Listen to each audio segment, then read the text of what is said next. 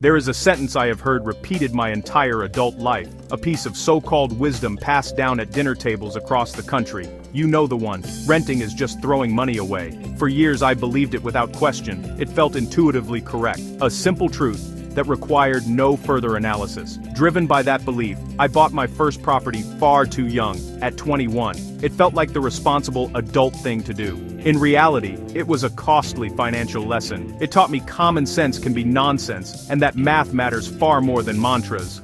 Now let's be clear, this is not an anti-homeownership tirade. I own properties today.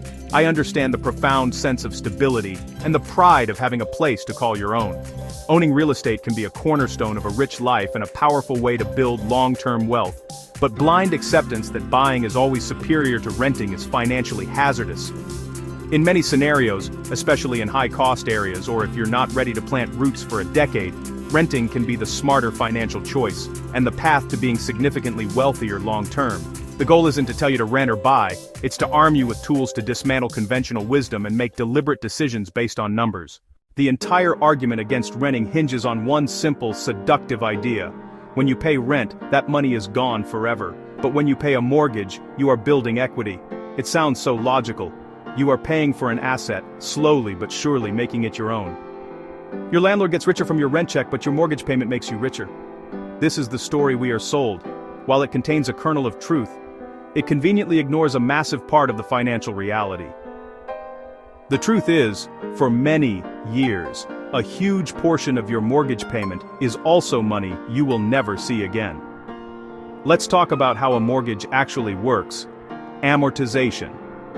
When you take out a loan for, say, $400,000, the bank doesn't just let you pay that back over 30 years. They charge you interest for the privilege of using their money. In the early years, your monthly payment is heavily skewed toward interest. Very little goes toward reducing the principal, the amount you borrowed. For example, a 30-year, $400,000 loan at 6%, monthly about $2,400. In the very first month, roughly $2,000 of that goes straight to the bank as interest, and only $400 chips away at your loan. This front-loading means in the first 5 years, 7 years, or even 10 years of homeownership, you're building equity at a painfully slow pace through your payments alone.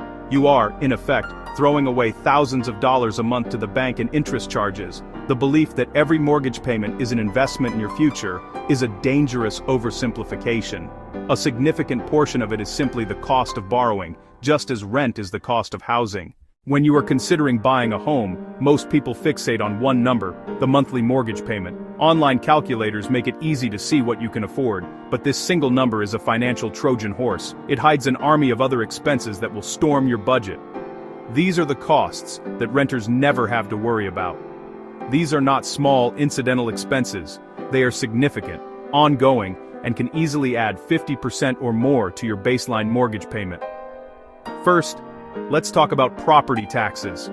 Depending on where you live, this can be a massive expense, often 1% to 2% of your home's value every single year. So for a $500,000 house, that's $5,000 to $10,000 per year, $417 to $833 per month, gone forever. Next up is homeowners insurance. This is non-negotiable. Your mortgage lender will require it, often $1,500 to $3,000 annually. Then there is the silent budget killer, maintenance and repairs. A common rule is 1% of home value annually, about $5,000 here. As a renter, you make a phone call. As a homeowner, you write a check. If you live in a condominium or planned community, you will likely have homeowners association fees, a couple hundred to over $1,000 per month. Then there are transaction costs. Agent commissions, closing costs, and transfer taxes can easily eat up 5% to 8% of the sale price. On a $500,000 sale, that's $25,000 to $40,000 gone. Section 4. The true cost of owning a $500,000 home. You make a 20% down payment to avoid PMI, leaving a $400,000 mortgage. Principal and interest are about $2,400 per month. Now add taxes at $521, insurance at $167, maintenance at $417, and HOA at $300. The grand total for your monthly housing cost is not $2,400 but a much more realistic $3,085. If you could rent an equivalent place for $2,800, you are not saving money by buying. In fact, you are spending over $1,000 more every month just for the privilege of owning.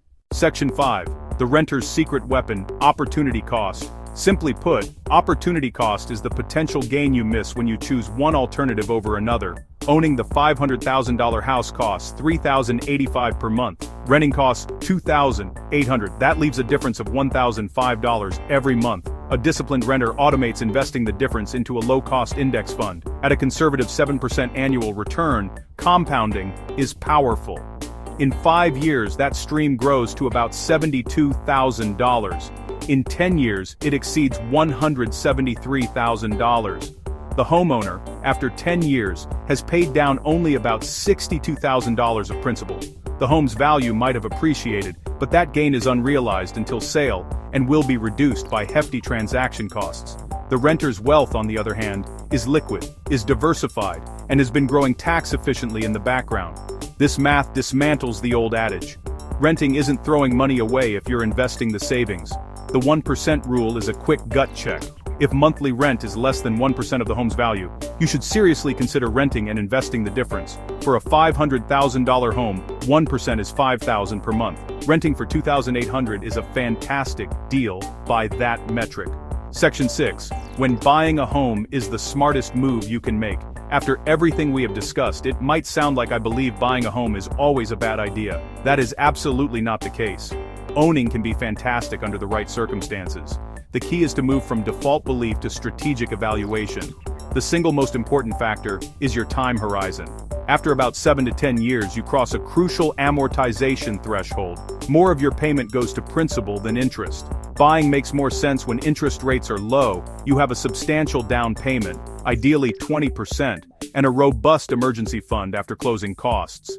Finally, house hacking can accelerate wealth. Live in one unit, rent out the others. Rental income can offset a significant portion, or even all, of your mortgage and ownership costs. That lowers your housing expense while building equity in an appreciating asset.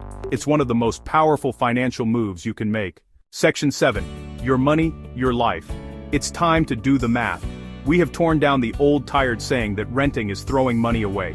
We have seen that in the early years of a mortgage, you are throwing away thousands in interest to the bank. We have uncovered the army of hidden costs, taxes, insurance, maintenance, fees, that make owning far more expensive than the mortgage payment alone. Most importantly, we have revealed the renter's secret weapon, the ability to invest the significant monthly savings and use the power of compounding to build a substantial, liquid portfolio. This is not a declaration that renting is always better. It is a call to action. It is a plea for you to reject simplistic financial slogans and instead to engage with the numbers. The decision to rent or buy is not an emotional one, nor is it a moral one. It is a mathematical one. The right choice for you depends entirely on your local real estate market, your income, your career flexibility, your time horizon, and your discipline to invest. Open a spreadsheet. On one side, calculate the true, all-in monthly cost of owning. Mortgage, property taxes, insurance, a realistic maintenance budget, and HOA if applicable. On the other side, find the monthly rent for a comparable property. Look at the difference. Could you commit to automatically investing that difference every single month? Project what that investment could be worth in 5 or 10 years. This simple exercise will give you more clarity than 100 conversations with well-meaning relatives. Both paths can lead to a rich life, but only if you choose your path deliberately, with your eyes wide open to all the costs and all the opportunities. Forget the noise and the outdated advice. Trust the numbers. They will tell you everything you need to know. What does the math say for your situation? What are your thoughts? Renting or buying? Let me know in the comments. And if you learned something, hit the like button and subscribe for more unbiased financial advice.